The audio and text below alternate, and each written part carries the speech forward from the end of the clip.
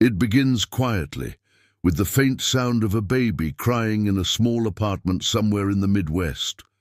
The mother rocks him gently, her eyes heavy with exhaustion.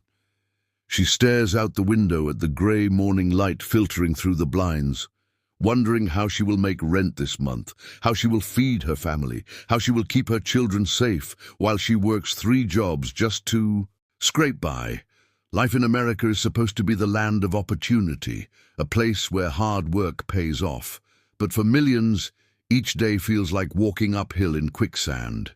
Every small victory is swallowed by an unseen force: rising costs, shrinking wages, endless bills. Across town, in a suburban neighborhood, a father sits at the kitchen table late at night, staring at his laptop, juggling spreadsheets, hoping the numbers add up. He's worried about the daycare bills for his 2 children, which have increased yet again. He remembers the promises made when he moved his family here: better schools, safer streets, a future. But reality feels like a trap, a loop of obligations with no end in sight. Grocery prices rise faster than his paycheck. Gas stations light up like small warning signs of a struggle that touches every family, every worker, every dreamer who thought they could build a life here. In the quiet corner of the city, an immigrant family huddles together. They came for freedom, for opportunity, for a chance to start over. But each phone call, each bill, each unexpected expense reminds them that survival is not a guarantee.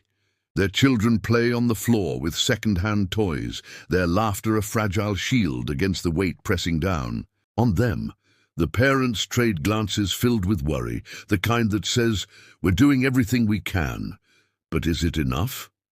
In America today, resilience has become a requirement, a currency more valuable than money itself. Meanwhile, across the country, factory workers clock in and out, their hands worn, their bodies tired, their minds burdened with the relentless pace of modern life.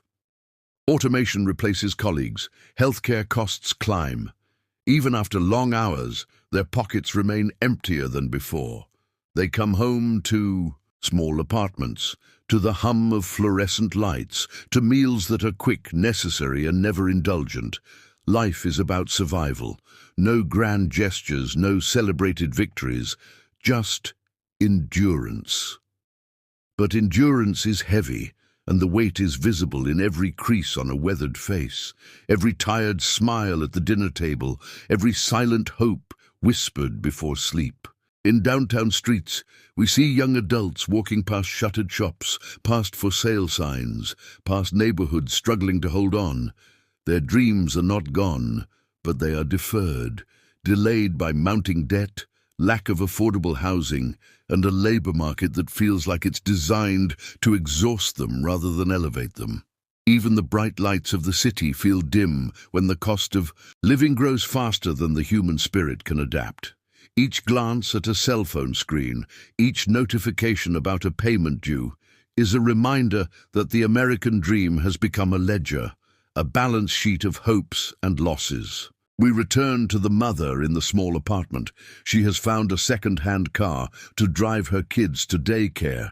She has found ways to stretch every dollar, but exhaustion has etched itself into her very being. She does not complain. She cannot afford to. Yet in the quiet, there is a profound sadness, a longing for a life where a paycheck might cover a home, food, healthcare, and a small measure of freedom. These are not the stories of the wealthy, the elite, or the privileged.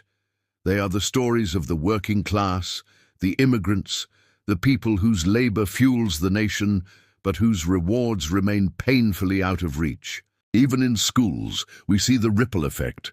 Children who come home from daycare or after-school programs feel the stress of their parents, the anxiety in their households. Teachers struggle with underfunded classrooms, with children who arrive tired, hungry, or burdened by worries no child should bear.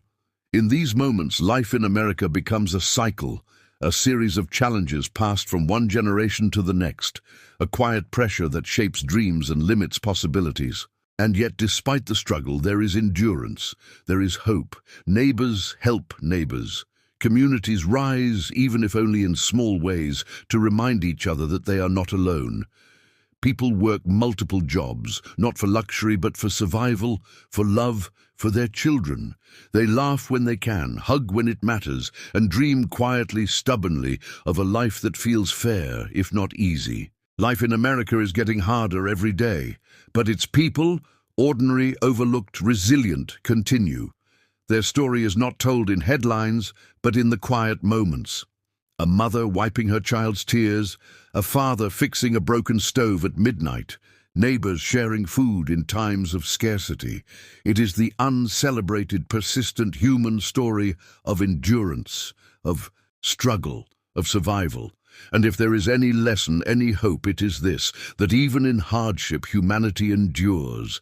Even when the system seems stacked, even when life feels impossibly heavy, people continue. They continue to hope. They continue to work. They continue to love. And sometimes, in the quiet persistence of everyday life, that is enough.